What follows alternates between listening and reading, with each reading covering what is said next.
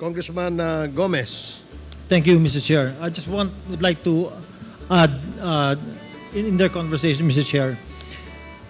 I was a mayor when the drug war was implemented, Mr. Chair. And let me tell you, nasa lahat ng implementation sila against the fight with the fight against drugs, hindi ka pwedeng lumapit sa drug pusher o sa drug lord at sabihin mo, pwede ho ba tumigil na ho kayo?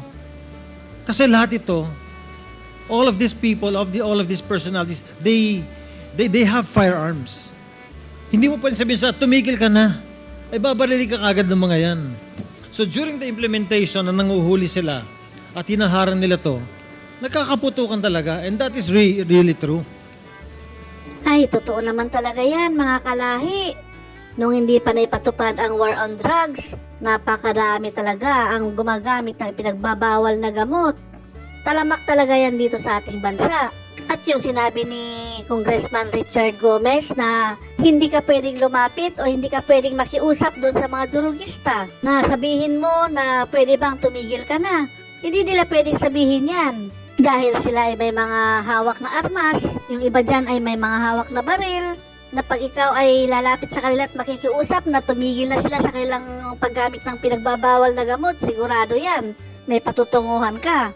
Dahil sila nga ay armado, hindi naman lahat pero karamihan dyan. Hindi ganyan ang ginagawa ng gobyerno noon na pupunta ka sa kanila para pakiusapan na tumigil na sa kanilang pagsisingot, tumigil na sa kanilang paggamit ng pinagbabawal na gamot. Walang ganyan noon. Sad na may namamatay. Sad pati yung polis na sasama. Pero inuutusan yung polis eh. Trabaho nila, Mr. Chair, pag sinabi ng higher up sila, gawin nyo ito. They will do what they're told. Oo, ang pulis nga ay nanguhuli ng mga masasamang loob, nanguhuli ng mga magnanakaw, nanguhuli ng mga pumapatay, at nanguhuli rin ng mga gumagamit o nagtutulak ng ipinagbabawal na gamot.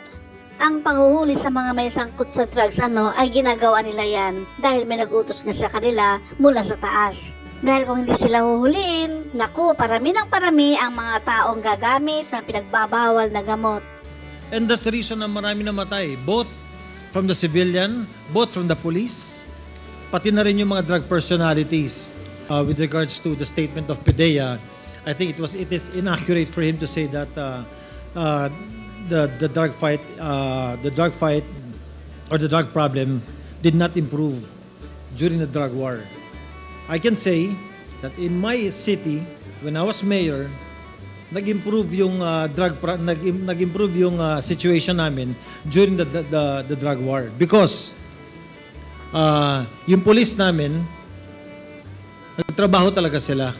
As a matter of fact, during the course na marami silang hinuli, in less than 2 months, Mr. Chair, there are over 900 people who surrendered in front of my city hall when I was mayor. Why? Because natatakot ho sila na mamatay and they surrendered. And because of that, the drug problem in Ormoc City, bumaba talaga. Ayan na nga ang patotoo ni Congressman Richard Gomez.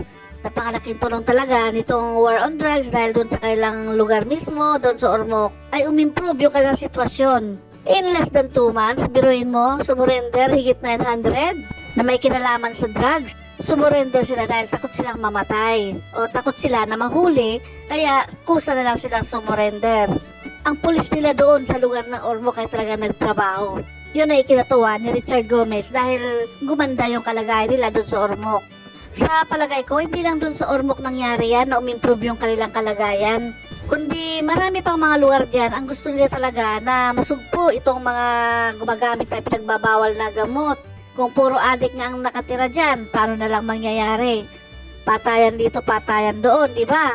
Gagawa ng masama dahil nga mga high na sila. Pero nung sila nagsipag-surrender, sila ay na-rehabilitate, anong nangyari? Gaganda talaga ang buhay. Magiging tahimik, magiging masaya, at gaganda talaga ng buhay ng mga tao sa lugar na yan. Yun ay experience ni Congressman Richard Gomez. Sa palagay ko naman talaga ay mayroon ding iba na naka-experience niyan. Gusto nila talaga na yung mga adik, yung mga nagdudurog ay mahuli. So, it is not accurate that the Director General said na hindi nag-improve ang situation. At least in my part, as mayor, and I can only speak for myself, nag-improve yung aming lugar.